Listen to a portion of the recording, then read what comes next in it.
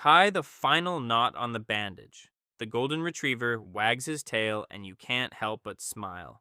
You hand Mrs. Higgins the leash. She thanks you for staying late, hands you a check, and leads the dog out into the rainy night. You lock the front door and flip the sign to closed. It's been a long shift. 12 hours on your feet. Suddenly, a fist slams against the glass. You look up. A man stands at your door. He's soaked, shivering, wild-eyed. He isn't holding a leash. He's holding a friend. The friend is slumped over his shoulder, one arm hanging limp, the other pressing a red towel against his stomach. The towel is soaked through. You can see it dripping onto the sidewalk, mixing with the rain. You wave them away, pointing toward the hospital down the street. It's only 4 blocks away. They have real doctors there, real equipment, real medicine. You're just a veterinarian. The man shakes his head slowly. He pulls a pistol from his jacket and taps it against the glass. You free it, then unlock the door. They stumble inside, and suddenly your quiet clinic turns into chaos. Mud on the tile, water pooling near the door, and blood. Blood on your clean floor, leaving a trail all the way to the exam table. You help lift the injured man up. It's a bullet wound. You try to explain. You fix broken paws, give rabies shots, remove ticks. You don't do this. You've never done this. The gunman doesn't care. Fix him. That's all he says, but you understand what those words really mean. Fix him or join him. You look at the wound, then at your cabinets. No human medicine, no proper tools, no training for this, but you have to try. You grab a tranquilizer meant for horses, strong enough to drop a 1,000-pound animal in seconds. You quickly calculate the dose for a human, praying you don't stop his heart, praying you got it right. You inject. The man groans. His eyes roll back. His body goes limp. He's under.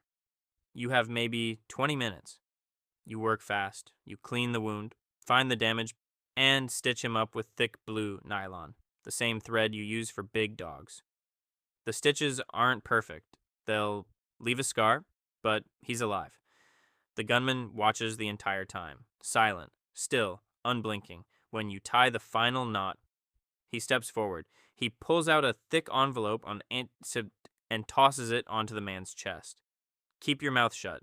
They leave through the back door. You don't follow. You just stand there, hands shaking, watching them disappear.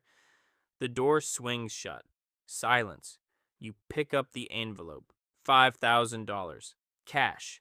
You don't know what to do. Part of you wants to call the police. Tell them everything.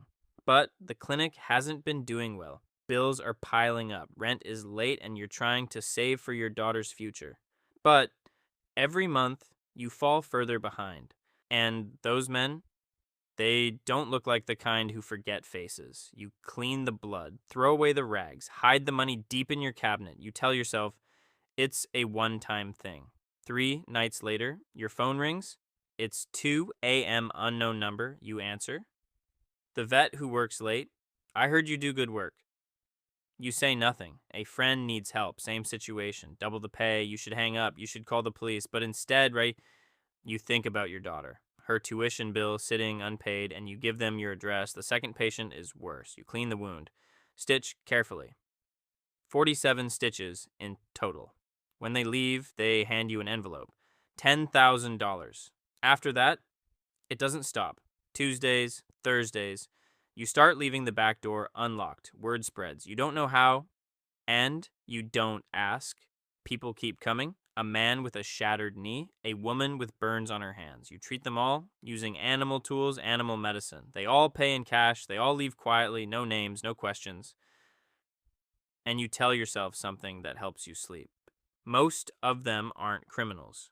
Most are just desperate people. People who can't afford hospitals. People with nowhere else to go. You tell yourself you're doing good. Money starts coming in fast. You upgrade your clinic, buy better equipment.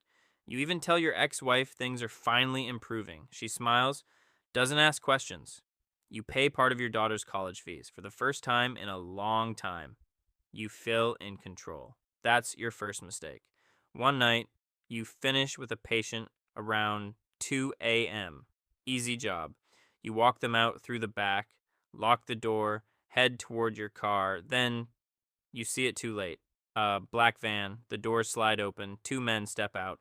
Before you can react, a bag is thrown over your head. Darkness, you're shoved inside. After a short drive, you're dragged out again. The bag comes off. You're in a hospital, a real one. Bright lights, expensive machines. A man in a suit stands in front of you. You're the vet. He points to the table. You look, and your heart drops. It's him, the man who runs the city, the crime lord. You shake your head. You can't do this. This is beyond you. But the man in the suit doesn't care. You've kept people alive before.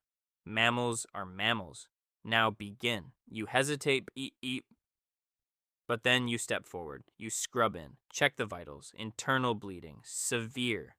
You don't have time. You begin the operation. Hours pass. Sweat drips down your face. Your back aches, but your hands stay steady. You work faster than ever before, and somehow you save him. You tie the final stitch. He's alive, but you feel nothing. No pride, no relief, just empty. The man in the suit steps forward. Better than expected. You remove your gloves. Ask to go home, but he doesn't move. He presses a button. The walls turn white. The door locks. You're trapped. You turn. The crime lord is awake. He smiles. You saved my life. Yes, sir. You ask to leave. You beg. You have a daughter, a life. He shakes his head. A gift like yours, shouldn't be wasted. You look around. A bed, a desk, medical books. This isn't temporary. This is permanent. You start tomorrow. And in that moment, you realize the truth. That first night, you thought you had a choice. You thought you were in control. You were wrong. You spent your whole life saving animals. Now you've become one.